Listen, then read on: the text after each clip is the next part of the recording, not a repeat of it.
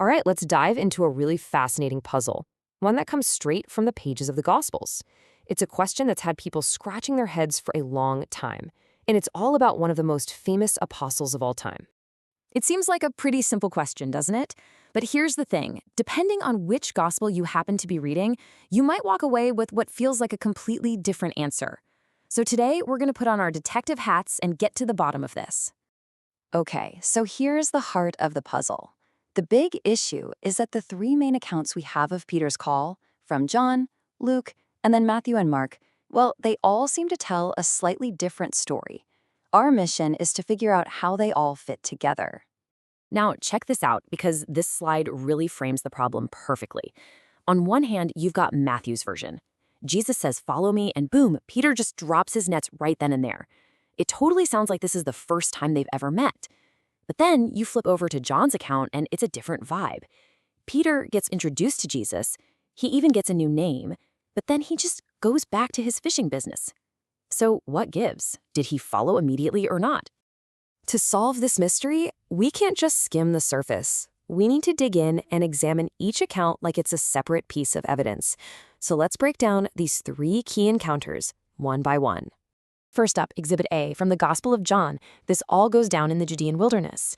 Peter's brother, Andrew, is the one who brings him to meet Jesus, and right away, Jesus gives him a new name, Cephas, which means Peter. Now, this is obviously a huge moment, but here's the key detail. While Peter seems to believe Jesus is the Messiah, he doesn't drop his nets. He goes back home to Galilee, back to his day job. This is step one, the introduction. Okay, let's move on to our next piece of evidence, Exhibit B, from Luke's Gospel. Now, the location is totally changed. We're on Peter's home turf in Galilee. And notice Jesus is teaching from Peter's boat, so they clearly already know each other. Then, after a whole night of catching nothing, Jesus tells them to try again, and they get this incredible net-breaking haul of fish. This miracle just completely floors Peter, and he falls at Jesus' knees. You see, this isn't an introduction. This is a moment of deep personal conviction. And that brings us to our final piece of evidence, Exhibit C, the account you probably know best from Matthew and Mark. We're still at the Sea of Galilee. Peter and Andrew are working, casting their nets, and this is when Jesus walks by and gives that direct, unmistakable command, "Follow me." And this time, they immediately leave everything behind. This is it. This is the final formal call to full-time ministry. So we have these three different scenes. Do they contradict each other or, and this is the real game changer, is there another way to look at this? The key to unlocking this whole puzzle isn't to think contradiction.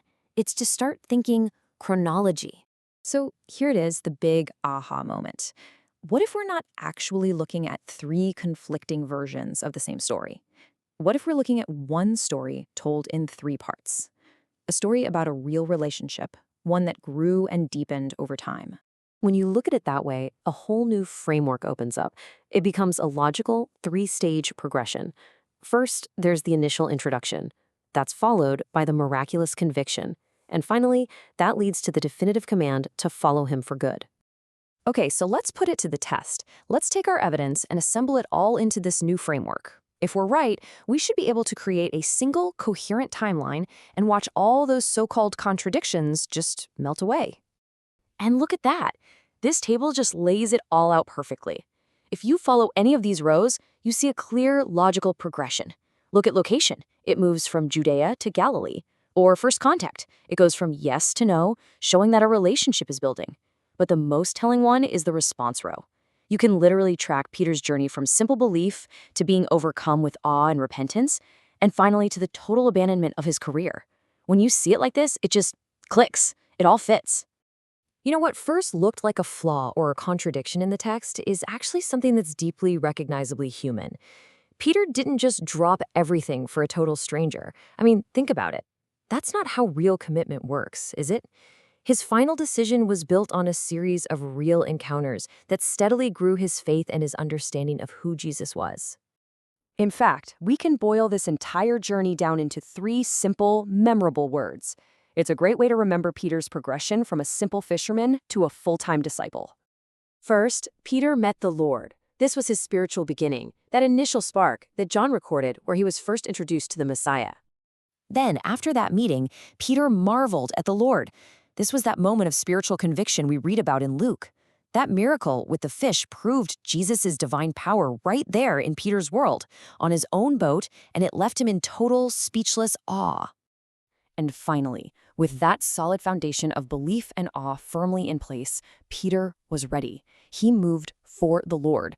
This was the official commission, that moment Matthew and Mark captured, where he was ready to leave it all behind and follow. So there you have it. The puzzle is solved.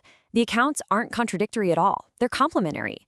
They show us a beautiful, logical progression of faith. And that kind of leaves us with one last thought, doesn't it? How might this whole idea of seeing stories as a progression instead of a single static event change the way we read and understand other historical accounts, both ancient and modern?